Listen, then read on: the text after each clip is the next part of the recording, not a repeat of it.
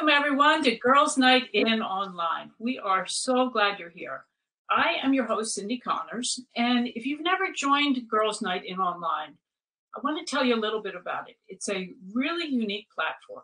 Every Monday through Thursday, we have workshops, which are really incredible. And during the holiday season, we have some really unique shopping experiences. We support local businesses and women-owned businesses, so we'd love for you to come join our community. So you're here because you know we have the one and only Nia Peeples joining us, and she's accomplished so much, I just have to read it. I can't memorize all this. Nia is an actress, singer, dancer, host, and author. She may be best known for the hit television series Fame, Walker, Texas Ranger, and Pretty Little Liars, along with the films The North Shore and Return to Lonesome Dove, plus her number one record, Trouble. Nia was also voted People Magazine's 100 Most Beautiful. Welcome, Nia. Some of that makes me laugh. Why? Wow, what? Why does it make you laugh? Oh, because some of it feels like 100 years ago. Mm-hmm. And who's voting on the 100 most beautiful people? Like, what? But, you know, even though some of those shows were a while ago, they are so iconic. Yeah. Pretty Little Liars, HBO Max already picked it up again, right? Yep. So tell us about that experience of being on such an iconic show. Well, I've been super blessed to land on a handful of shows that, like, every decade there was some show that I landed on for a period of time that was iconic. Fame was the first one of its kind, and it really was. It really left an impression in people's lives, which was amazing. Walker, Texas Ranger was the same thing, and then Pretty Little Liars.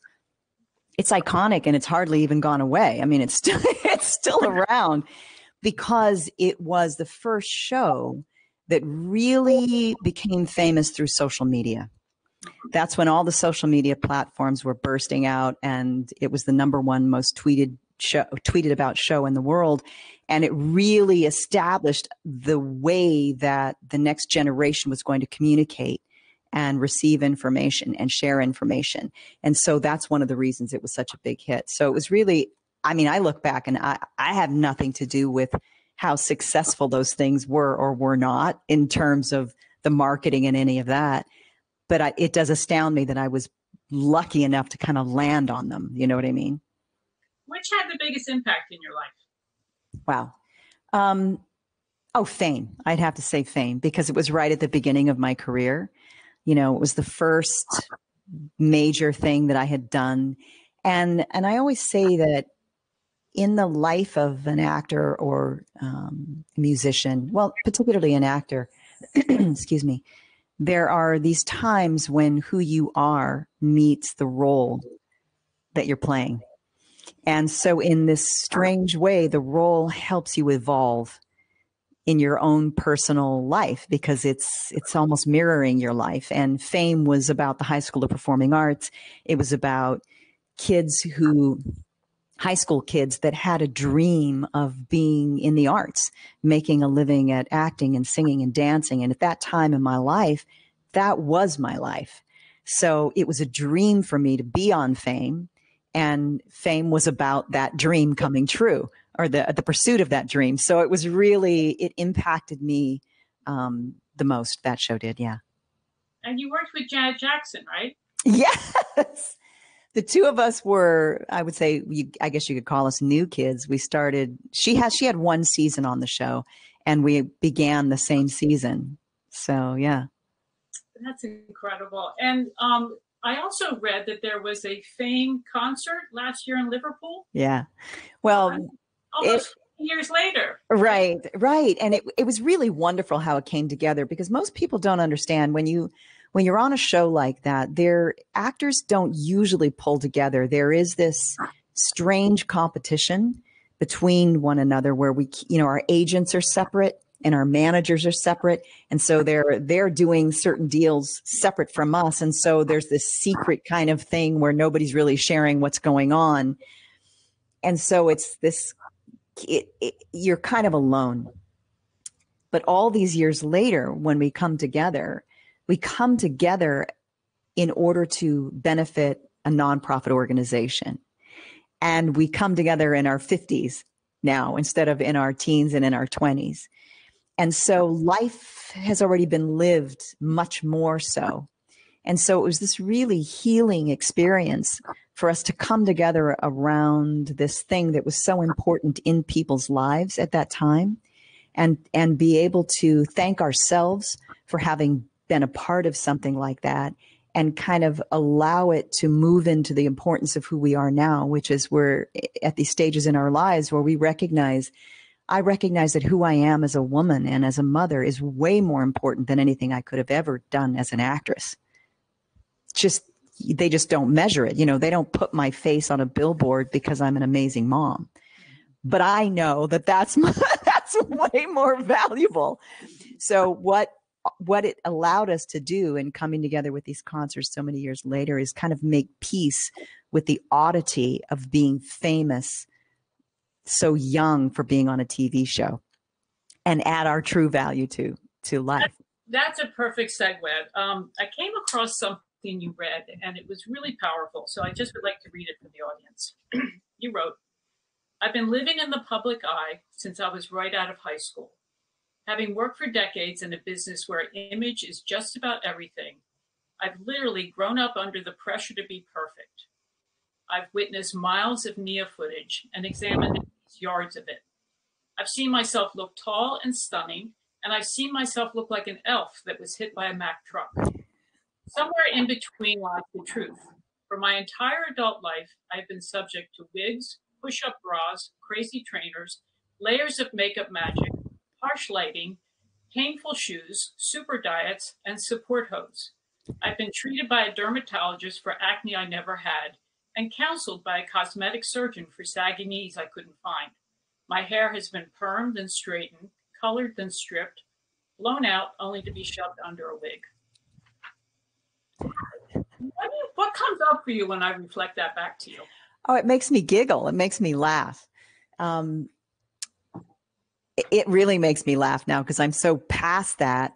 But it really, it makes me giggle for me, but I have a daughter who's 22 that it makes me feel something very different for her. And she's pretty bold and she's aware of these things, but she still doesn't escape the pressure. There are these images that are thrown out there as though this is some kind of a standard. It's arbitrary. The standard is so arbitrary, and we feel this need to kind of meet it. So instead of asking, do these clothes make me feel good? We're asking, do I meet this standard? And really, your clothing should be an extension of who you are. From like when you close your eyes and you feel into who you are, do these represent me in terms of, is an extension of me? Does it allow me to move the way I move through life? It's that. So yeah, it makes me giggle now because I still don't escape it. I mean, it's like sometimes you realize, whoa, wait, those shoes aren't comfortable. Why am I wearing those? Mostly it's gone for me, but it's just so pervasive that it's difficult to escape. And men don't go through this. Not to the degree that women do, but of course men go through it. Men are subject to standards, absolutely. And nobody can really make sense of them. I mean, the standards, again, it's as pervasive for them as it is for us. There's just not so many different kinds of shoes. Yeah. So about 5 years ago, you went through a major shift. Yeah. Tell us about that. What happened? Well, 5 years ago, I have 2 children, right? My youngest child went off to college a year early, and my 4th marriage broke up. And when I say 4th marriage, that I never had a marriage that was light. Marriage was not something that was light to me. It was everything to me. So it was 4 times that I fully committed and was all in, and discovered that it wasn't true to what my expectations were, and then moved on to the next one and the next one, always trying to create this thing out of truth. None of it was was light and frivolous. And so when I came to that point, I realized that I couldn't, at that point where I could not make my marriage work. I couldn't work at it harder.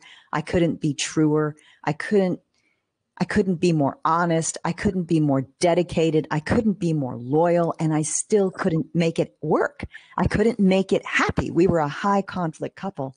So all I could come to was that something inside me, in terms of my belief patterns, was off. Some belief I had was creating this. People weren't doing this to me. I co-created this somehow.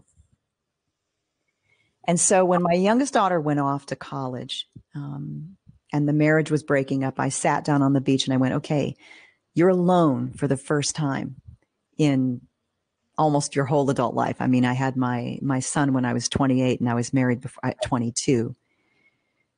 And this is the first time you've been alone. What do you want? Like, you don't have all these people to take care of. What do you want?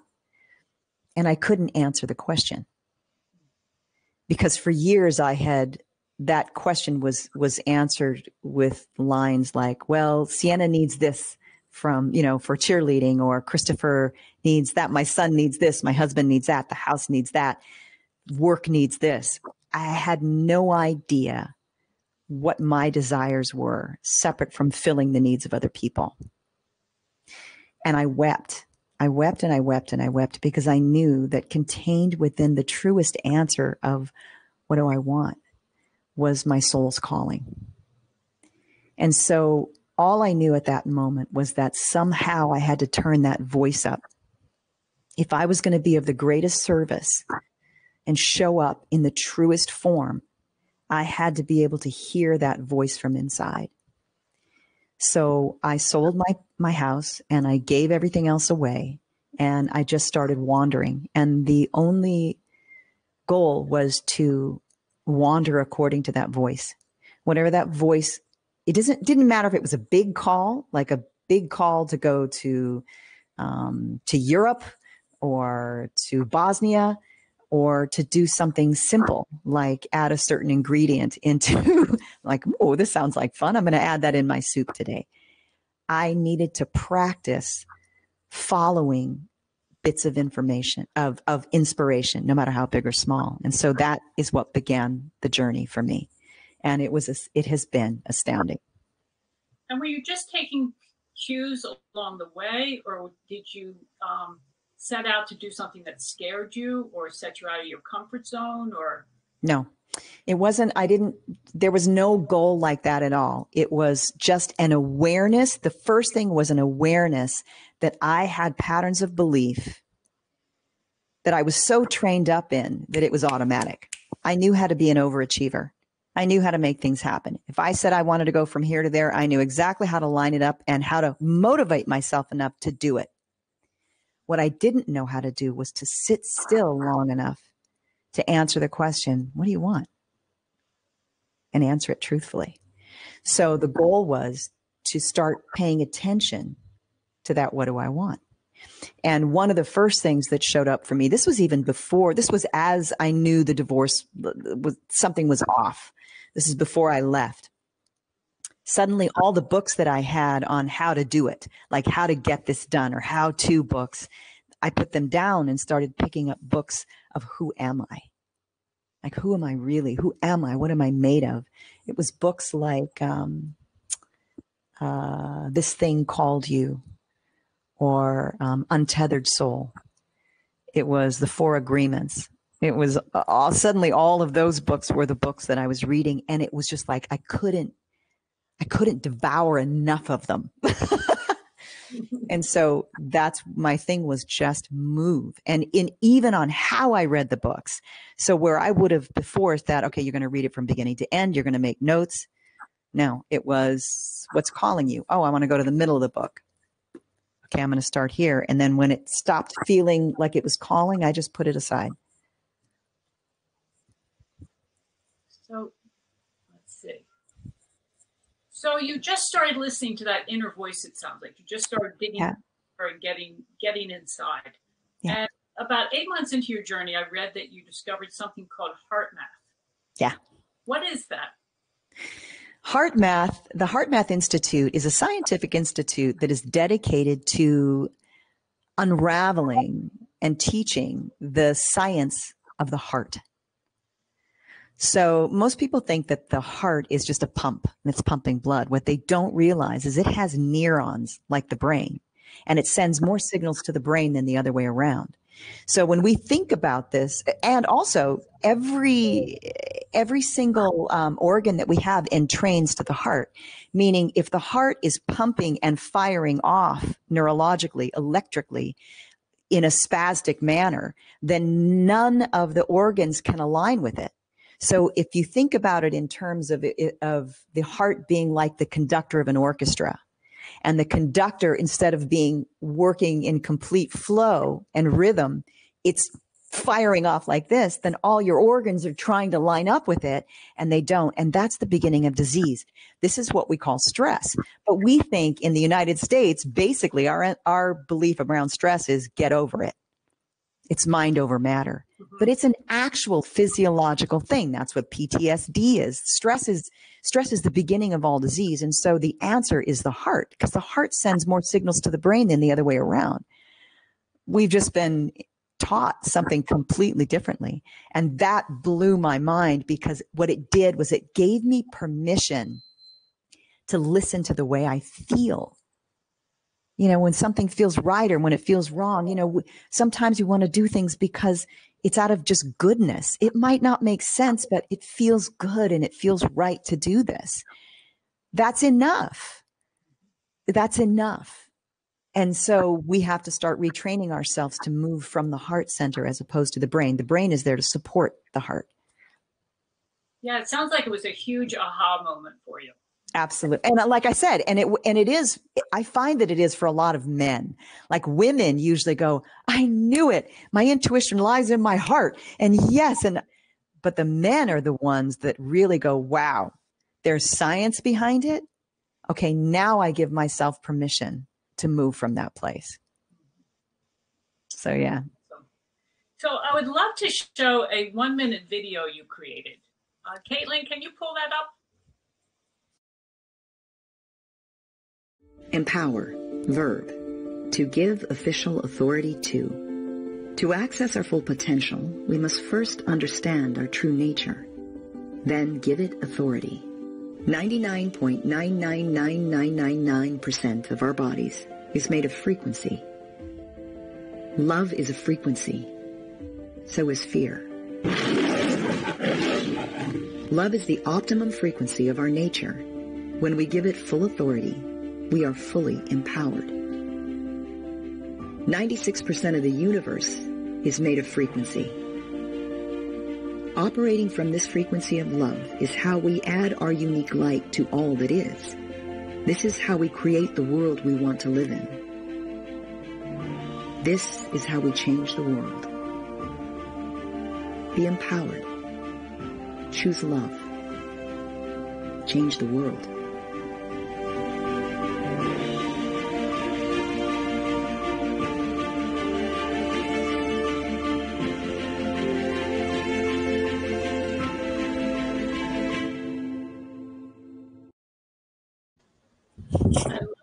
So beautiful. Pretty neat. So how do we do that? It's a feeling. It is a different guidance system. And let me explain a little bit about what that means. I mean, most people don't, you know, we think about our bodies as being something solid. But the truth is, when you break it right down, most of it is empty space. It's empty space. There's a quantum physicist who said if you took everything that was actually tangible and took everything else out of our bodies, what was left over would shrink down and fit on the head of a pin. That's how much matter we are. We're that much. The rest of it is frequency. And if you look at everything is made of atoms, and you look at atoms, you've got, you know, these little neutrons and electrons in there, and the rest of it is, what is that? It's frequency, which is information. And you can think about it a little bit like like a radio station. You tune into a radio station, there's different frequencies. Well, where's that coming from? Through the air. It's a frequency. So this is who we are. And so the question you asked was, how do we do that? How do we empower ourselves? We have to retrain ourselves according to the guidance system. I used to think that my guidance system was my brain, my ability to put 1 and 1 together to equal 2, to take a look at what's out there, to understand what it is and line it up the way that my brain tells me is the best way to get there. And that is focused energy, and focused energy has power. Clearly, I mean, I've succeeded at a lot of things in my life and achieved a lot of things in my life by physically moving it together, putting it together with my brain and lining it up that way and moving. That's what we call Newtonian physics, where it's, Newton. We know who Isaac Newton was. Newtonian physics, you line it up like this, you put this much pressure, boom, it goes. There's power in that. But it ends when you stop pushing. What we want to work with now is the truth of who we are, which is actually quantum. And when you access that through a different guidance system, which is more of a sense of feeling, I'm not talking about emotion, I'm talking about you feel when you are in that frequency of wholeness and when you're fighting or pushing for something. The easiest way, the simplest way to begin learning is when it feels like push, like I need to get up in the morning and I need to get this done and I need to get da. I was a list maker, right? Versus waking up and recognizing, ooh, what am I feeling here? What am I feeling called to? One feels like a push, the other feels like an invitation. And we start retraining ourselves. And there's a lot more finer energies in there that you start to learn about. But if you begin there, you start allowing yourself to step into the river of abundance. And when I say that, what I mean is there are so many things in the universe that are conspiring and wanting to come into these perfect patterns. And the path of least resistance to that pattern of what you desire is known to you and shown to you by the way it feels, because it's magnetic. So it's calling you. And we want to work together with the magnetics of the universe. We don't want to just push our way through in that Newtonian fashion. I mean, we can do it, but it's exhausting. So it's really all about energy, right? I mean, it's to put it in simple terms, it's like if you walk into a room and something bad's happened, you just feel that energy from those people. On the same hand, you walk into a room where something great has just happened, you feel that. Yes. So I mean, it also resonates with me. And I really feel like if you move towards something that brings you joy, somehow things just start to expand for you in your life. You know, just if you say yes to the things that bring you joy and no to the things that, like you're saying, you feel a resistance, it really, it changes things. Absolutely. And joy joy can be a tough place for people to get to. There are these, this is sort of scale. Joy is at the tippy top. And we don't goal, allow ourselves to feel joy sometimes, right? Yeah, absolutely. Yeah. Is this okay? But finding it sometimes, especially like in these times, people are losing their jobs. People aren't seeing their families. They're separated. The depression is setting in. It's hard to find joy. All we're looking for is the next step up. And again, that by the way it feels. If you're in the midst of depression, sometimes anger is the next step up. And you allow it to fall through. And then what's the next step up from anger is calm, quiet. And so what we have to do is stop spinning on it. If we can just be aware that we're spinning on something that's negative, we can just watch ourselves spin on it, like watch it, and we're aware, because what we're looking for is what's looking. We're not the person who's spinning. We're actually the person who's aware that we're spinning, right? Mm-hmm. So once we take that perspective, we really realize, wait a second, this is me over here, and I'm watching myself do that. Then it relieves it a little bit. And now you can start making decisions from this other feeling place. But feeling is the prime measurement, if you will. And that's why writing a gratitude journal is so impactful. And it really is the difference between waking up on the wrong side of the bed and the attitude of gratitude. You can shift it when you wake up in the morning and you're got on the wrong side of the bed. You know how it is. You get up, you stub your toe, and the whole day goes that way. But if you stop in the middle of that and you bring your awareness to something that is neutral or makes you laugh or makes you smile, makes you grateful or compassionate, it shifts your frequency. And what happens is you start experiencing other things on that frequency. And that's why when we wake up on the wrong side of the bed and we stub our toe and don't choose to shift it by placing our awareness on something that can shift it, we go through our whole day stubbing our toe. We meet the weird person on the street that suddenly is slamming the door in your face when normally you don't see that. You don't get that. You call these, you're at this lower frequency. And so you're bumping into everything else that's on that lower frequency.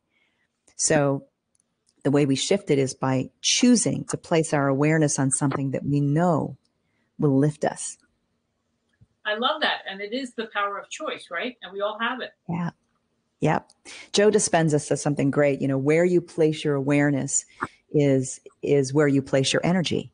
And where you place your energy grows. Yep.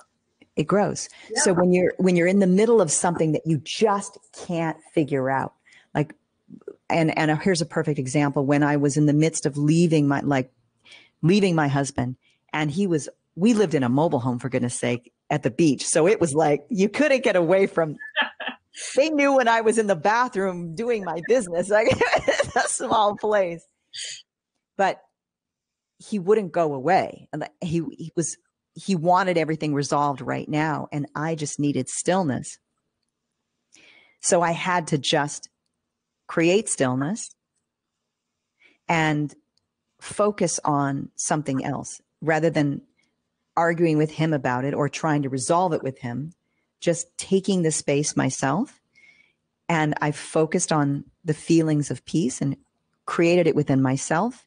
And the universe brought it to me by taking him away. Like, he literally ended up getting jobs away from California for months where that had never happened before. Isn't that wild? It's amazing. Yeah. But you have to create it inside yourself. And you do that by choosing where you place your awareness. So is that what you mean by getting in touch with your higher self? Sort of. So the higher self to me is that aspect of us who is a part of all that is. So, you know, in unity consciousness, they say we're all one. And a lot of people say, okay, well, what does that really mean? If you believe in energy and if you believe in the soul incarnating into a physical body, I mean, clearly you have a different physical body than I have. So we're separate. We have two separate bodies. We have these souls, individuated souls that have come in. But where is it that we are one? On the other side of the veil, we are not just what we are here. Most everyone I talk to has had some kind of an experience where they know that they are more than this body. And everyone who's had a near death or a death and come back experience will tell you they know for sure because they've seen it, they felt it, they tasted it. So most of us are aware, and we've had these experiences of an awareness that we are more than these physical bodies. So the most of who we are is actually on the other side of the veil. This is the best way I can understand it. Mm-hmm. And that's where we are all one. We are all this part of this God soup up there. You can't separate. Once you make a soup, you can't remove the ingredients. We're soup. And so the majority of who we are is that. We're that soup. But our awareness is mostly in these bodies. So when we can hold space and silence, we are able to access the broader part of who we are, which is that higher self, which is a part of the soup. And so when when I can move according to the calling of my higher self, it is not separate from that which is the highest good of all. I cannot make a decision with regard to our relationship that comes from my higher self that is not also to the highest good of you. It's impossible, because we're all one up there. We're all part of that same soup. Now, you in the physical form might not, if you're detached in the moment from your higher self, it might feel like I'm doing something offensive, or I'm choosing something that's not loyal, or I'm choosing something that doesn't fit your description of goodness. But that's because you're not attached. You know, the goal is, if we're both connected to that higher self in the same moment, we will know that this is all, everything is to the highest good of all when we make decisions from that place. And so that in the human condition, where we have this separation in this body, but we have access to our higher self, which is part of the soup of souls. And that's, you and I are the same there. We have access to the same information. So do you have a daily practice that helps you maintain this headspace and you have such a deep awareness? And I think that's really the key, is to not go through life and get from one thing to the next, but to really be aware and conscious, and bringing the unconscious conscious, so that we have some sort of congruency in our life. So I'm just curious, are there any tips for viewers? Is there anything you practiced or do? Or Well, the first thing I want to say is that I want to repeat something that Abraham Hicks said, and that is, you never get it wrong because you never get it done. That to me was like, oh, okay. Like, I can drop that Western way of thinking that I'm going to learn everything and I'm just going to have it all locked down, because that's not the human condition. It's just not. So it gives me permission to learn how to move in ways that I'm called, because my soul knows what's next for me. So there was a time when reading all of these books and moving and, meditating every day for this, or walking in meditation, those were the things that I had to do every day to shift my physical practices. Then there came a time where it was like, I felt like I was enslaved to those physical practices. It was easier for me to just walk outside and look at the beautiful tree and be connected than it was for me to sit for 2 hours and meditate. So all of these tools, whether it's meditation or books about that, or books about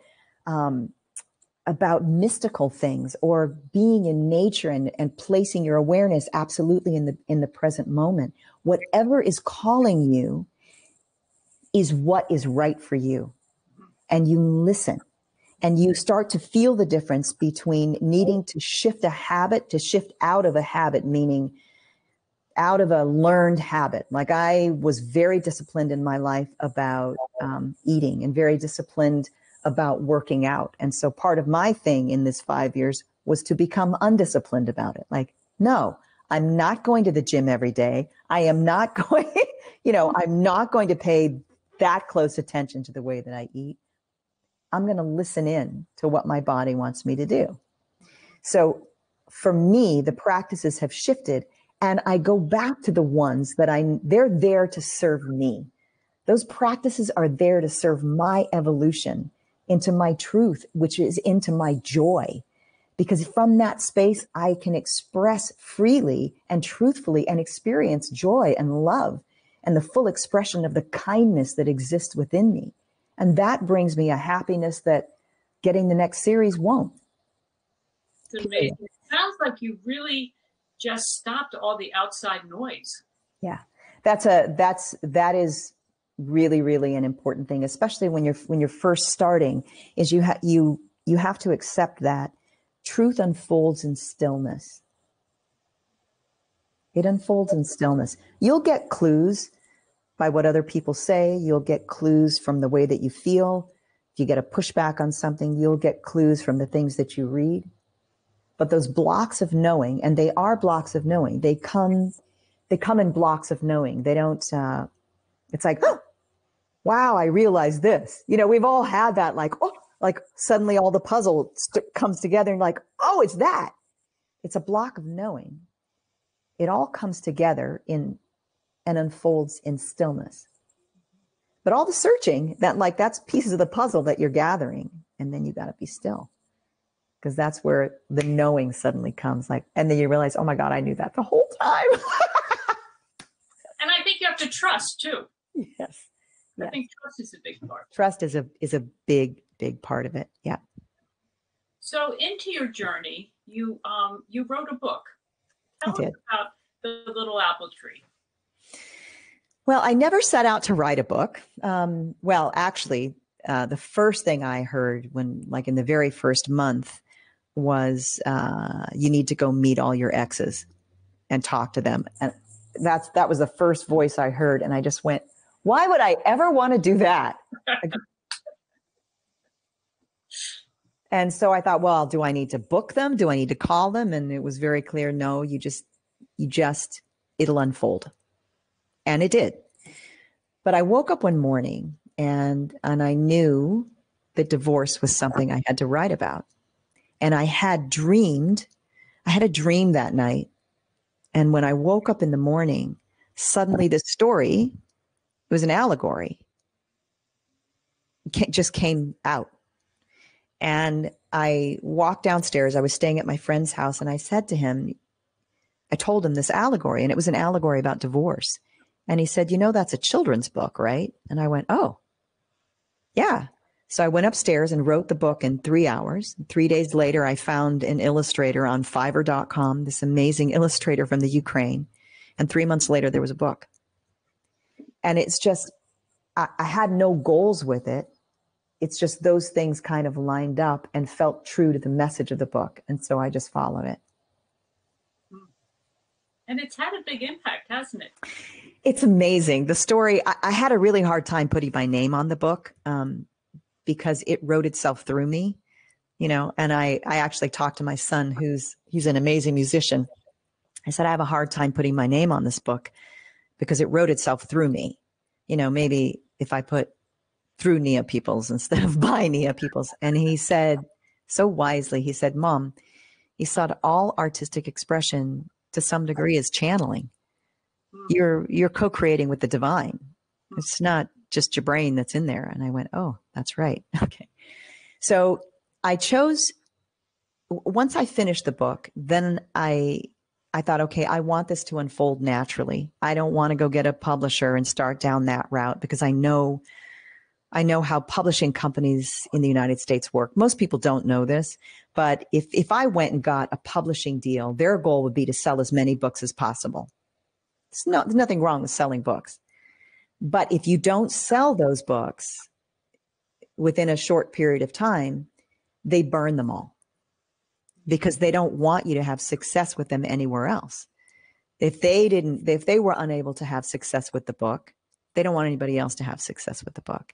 And this is not about books. This is about a message.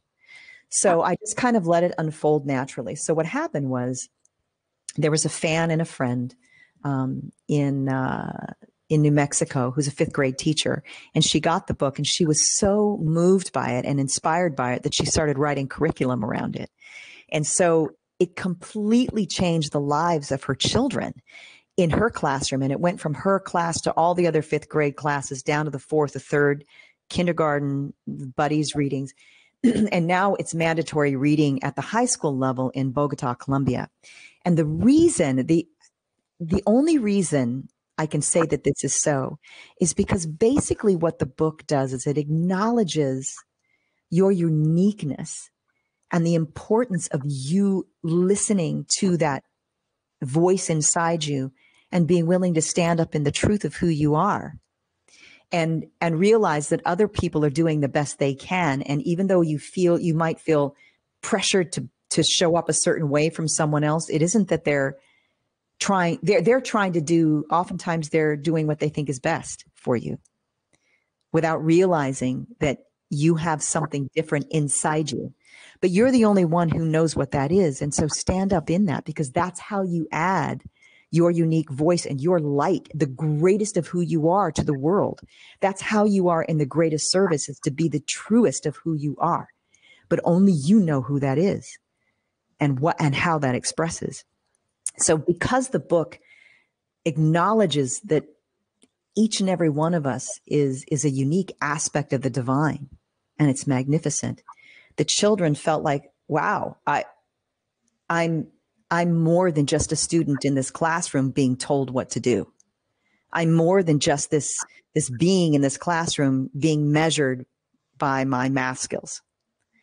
And so what happened with them coming into that awareness of their own divinity, their math scores did go up. They went up by 86%, and their reading scores went up by 68%, just by feeling the truth of who they are. It's been incredible.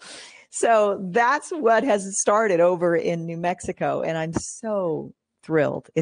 And I've done a couple of workshops on them. I did a workshop with some teenage girls and their moms, and it was really beautiful because at that stage, you know, teenagers they're trying to find their own footing, and the parents are like, because I've been a mom of teenagers, and you're like, you have to let them go, but it's just like how much do they really know? And you're trying to protect them and guide them, but they're trying to get their feet up under them, and they're pushing away so they can, express themselves and find their footing. So it was an amazing workshop because they had much more compassion for each other in the process. And then some of the moms asked, hey, this would be an amazing relationship book for couples. Can you do a workshop for couples? Because it is a relationship book, but first and foremost, it's a relationship to self book. Yeah. No, I love it. Where can people buy it? They can do it either at humanharmonics.life or niapeeples.com. Okay, so tell us about Human Harmonics. Human Harmonics was it's been an interesting journey for me. Initially, it began as a jewelry company, actually. A friend of mine has a company called My Saint, My Hero. It's a Catholic iconology company, basically a jewelry company. It's got a beautiful message of spreading love. And they used to ask me to come and write the kind of channel in the messages for these beautiful pieces that represented love. She wanted to do a line that was more universal language. And so we thought, perfect. Well, we started this company, and my job was to message everything and to create this beautiful community. And then she ended up pulling out of it. And so I was kind of left with this half jewelry company, half this. And I realized, wait a second, I'm not a jewelry person, but I am a messenger, and I am about love. And so I continued on with the community and bringing in some other friends that could help support people. So what Human Harmonics is, it's a place where people can come and acknowledge that whole thing about frequency, that our truest nature is the frequency of love. And we give people tools on how to get there and how to stay there stay there as long as we can, because we always fall out and then we come back in. So we're there to help support people into that space of love and how to create their lives from that space. It's really beautiful. It is beautiful. We have a ton of questions coming in. You feel like taking a couple? Sure. Okay. This is from Samantha. Any advice for someone who struggles with feeling like you're the last person on anyone's mind, but you're the first worry about someone? Oh. Ooh.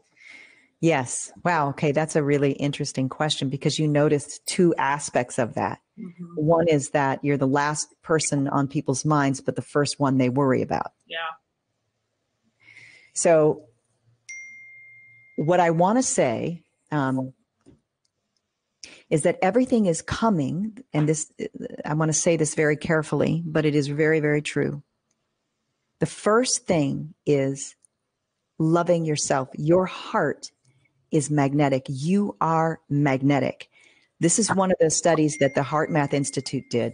Can you hear that dinging? Sorry, that's my daughter. I don't know how to turn it off. I have a new computer, so I don't know how to get it off there. There is a torus field. Our heart is a magnetic field that pushes way outside of us, and it works out this way and then comes back in that way. And our fields are interacting one with each other constantly. Our relationship to ourself determines the shape of that field. It determines the frequency that we're sitting in. That's why the more I love myself and appreciate myself, the more people appreciate me, because I am appreciating myself. It's the same thing with forgiveness.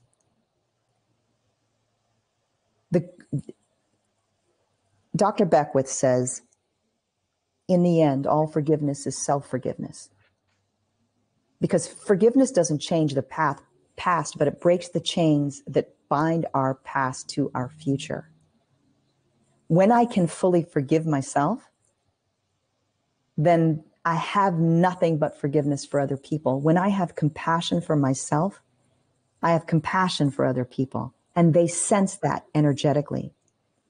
If people are worried about you, it's probably because you're worried about yourself. There's something in you that you are worried about within yourself. So the answer is always, the invitation is always, how can I love myself more and give myself more permission to be this beautiful being that I am? How can I ask other people to treat me or to give me something that I'm not willing to give myself? That was one of the biggest lessons I learned when in my last divorce, because you can imagine 4 divorces in, I'm like, oh God, really? There were 1,000 reasons why I should have left him. And the other men too, like clear, easy ones, like, oh, they cheated on me. Okay, leave. Okay, those are really obvious. But why was I calling that in constantly? Why was I calling in men who were unfaithful and couldn't be loyal? What was that about me? And in the very end, I realized all I wanted was for him to acknowledge my contribution and say thankful. All the stuff, I could forgive him for everything else. But in the very end, I was angry because he didn't thank me for how hard I tried and how much I contributed. And then I realized that my guides had said to me, you need to see, what they'd said to me is, you need to look at your finances so you can see how you did not acknowledge your own contribution. I bent low and I gave away everything to make him feel better, when I should have stood up in myself and allowed myself to be exactly who I am. I made the money. I'm okay with sharing it. Can you be okay with sharing it? Don't make myself small. When I was tired, why didn't I sit down instead of being disappointed that he didn't come help me? Why didn't I just give myself a treat and sit down? So I was asking him to give me things that I was unwilling to give myself.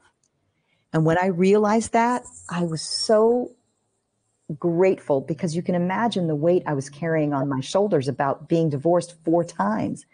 Like, give me an answer here. And when I realized it's because I wasn't giving to myself the very thing that I wanted from those men, oh my God, the weight went from like, oh, this tons of bricks to this tiny little pea, and it just shot off. So what I want to say to you is that there's something inside you that is begging you to love itself into wholeness. And when you give that to yourself, it starts to be a magnet for other people who bring it to you also. This is the healing process always. It's the same process for everybody. The same process. If people worry about you, there's probably something you're worried about yourself. Come into the loving awareness of who you really, really are, and just start that process of giving it to yourself. And then it'll start calling other people in that way. It's a beautiful thing that they're showing you. And people are mirrors. Everything is a mirror. So we really be really grateful for that mirror. So why do you feel the need to write that next book on, what's the title, the monogamy? Oh, Confessions of a Serial Monogamist. For obvious reasons. Still, what are you working through in that? Well, I'm listening step by step, right? So the first chapter came very, very quickly. And then I've been just waiting, like little step by step by step. And when I went to Tulum these last few months, more and more and more is coming. And at first I thought it was, the title was Confessions of a Serial Monogamist, Journey Through the Men I Love to the Me I Love.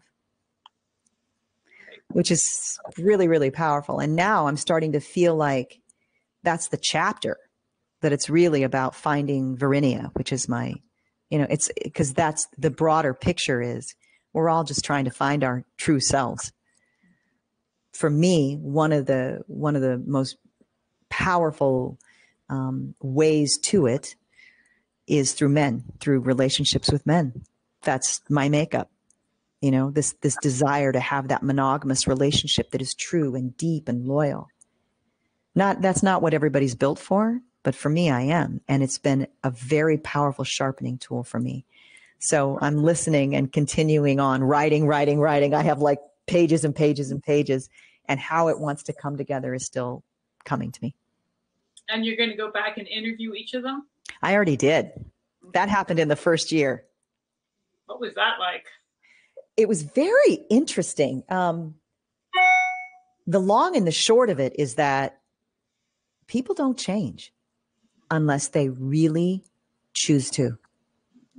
Most of them showed up the same, with the same questions. And when I say my exes, it wasn't just the 4 that I married. It was my high school sweetheart who was a significant other. I mean, he's one of the most significant relationships I ever had, was my high school, like my first love of my life. And they all showed up pretty much the same. So it was asking them, some of the questions that came up were, what was that to you? How do you see it now? Is it any different than the way it was back then? And one of the interesting things to me was that to all of them, I was the one who got away. And they're all so different. And then, so you have to think to yourself, how can I be the one who got away to all these men who are so different? So that allowed me to start asking myself questions about like that. Why, how is that even possible? And of course, some of that answer was, I show up to be the everything for everybody. So why wouldn't I be the one who got away? I'm the everything for anybody. Yeah. Because I make myself be that. Yeah. So. Yeah. Wow. Okay. Here's another question. Okay. This is from Chantel. She says, Hi, Chantel. what is your advice for getting into the entertainment industry? I will be moving to LA in 2021 to pursue a career in entertainment. That's a very big question, particularly these days. Yeah. Let me begin by saying, I mean, normally what I would have said like 5 years, 2 years ago, a year ago, year and a half ago, I would have said, don't believe anything they tell you. Hold on to the truth of who you are and work on your skills. Like hone your craft. Hone your craft and know that you have a uniqueness that only you have and only you can bring to any role. So, you can take Meryl Streep and name another amazing actress, both amazing skill sets, 2 completely different people.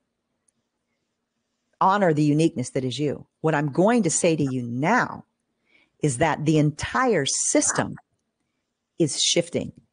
It's so broken and so crooked. When I say system, I mean the business of the entertainment business is broken. But what's beautiful about it is that it's all coming to the surface, and you are going to be one of the people that starts laying the groundwork for the way it should be. So know that as you follow your truth in this and you follow your delight and as you hone your craft and you stay true to who you are and you don't bend according to what they tell you has to be, whether it's a casting couch or, shaving your head to look like somebody else, unless it's for a specific role, that's different. But to fit into some form, as you stand up in your own true self, you are creating the new industry that needs to be coming forth. This is what's being required of everybody right here and right now, whether it's in the entertainment business or in any other business, because all the systems are turning upside down. So hold true to that. Now, practically speaking, there's a thing called Actors Access. I think it's actorsaccess.com. Go on there and look it up. and just tool around. You're probably young enough and more experienced on technology than I am, but this is how everybody is kind of communicating now. So they're putting up their pictures there. There you will see certain auditions that are being held for other young people, even that some things that don't pay very much, but are super creative and can give you something for your reel. And there are other, paying things and SAG jobs and all of that on there. And you'll find a little community on there that you can talk with other people about Actors Access. I would say come get involved in an acting school.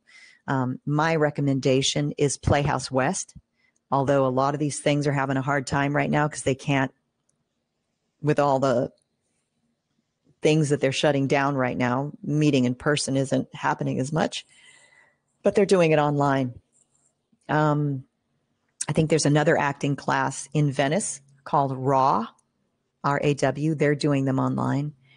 Stay connected with other young actors, other actors that are wanting to make this happen, because together you're gonna shape the new entertainment business, and it needs reshaping terribly. So, and if you're going to go to the Northern California, or you said, did you say LA or just California? LA, I think. Okay. All right. There's my friend Jim Jarrett is the premier Sandy Meisner teacher. He was the last student to follow him and be trained by Sandy on how to teach. He's actually up in the Bay Area. Look him up, Jim Jarrett, Jarrett. And he has online classes that I teach at sometimes. When you say it's broken, what do you mean? The old boys club or? Oh yeah. Oh, the system is, it's incredible because I was so naive that so much of it went right over my head. I was like, oh, ha, ha, ha. Oh, I didn't bite. I was that person who would be invited to these bigwig parties and just go, no, I can't go because I got to work at 5:30 in the morning. I didn't care who was going to be there. I had to work. The truth is I was really, really shy, and I'm an introvert. So I tend to be very quiet. But I was super uncomfortable in crowds of people. So I would much rather work than go to a party. So I wasn't in those back rooms and all that crap that went on. But the nastiest of what you hear of Hollywood is true. That stuff's true. It's that stuff has happened, and it is how some careers grew. And there is a limit. There has been a limit on how far you could go with certain things until you perform in certain ways that are unethical and shouldn't be asked of people. But it's all coming to light. Harvey Weinstein's a real person. That stuff's real. So it's an exciting time for young actors to come on board right now, because your soul chose to be here for this reason, because you have what it takes to help reform the whole thing. So it's exciting. Love it. Love it. All right. So this question from Jay, apart from your new upcoming book, are there any other projects you're working on that you can share? I actually just this morning let go of my agents, because I realized that although acting is something I will continue to do, I don't want to do it coming from that place of fear, which most agents come from, this place of begging. So in terms of projects, most of my projects are going to be happening over at Human Harmonics.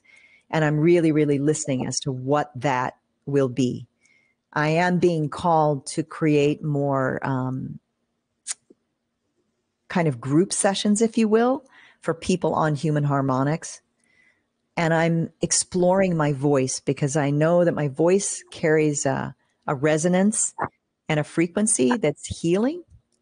And so I'm going this week to Tecate, Mexico, with a couple of friends of mine. One of them is an amazing musician named Gary Malkin, who wrote all the music for the movie Thrive. If you have not seen that movie, you've got to see it. Thrive 1 and Thrive 2.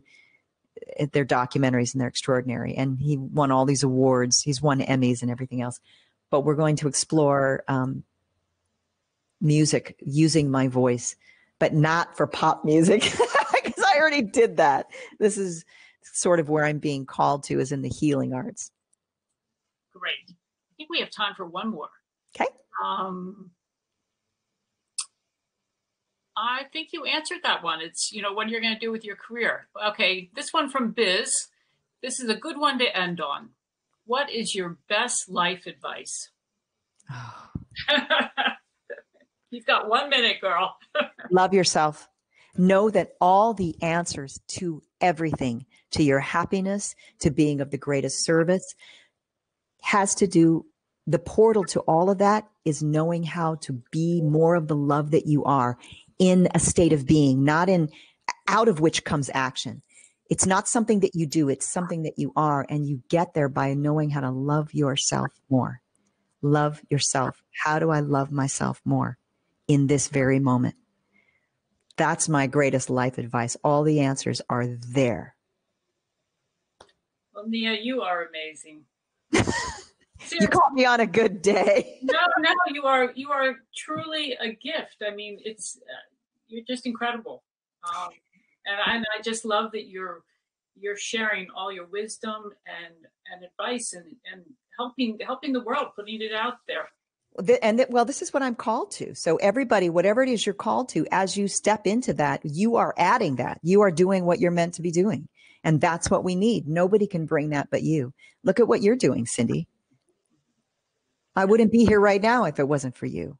Yeah. And for, you have answered this calling to do the girls, to create this beautiful platform called Girls Nite in online.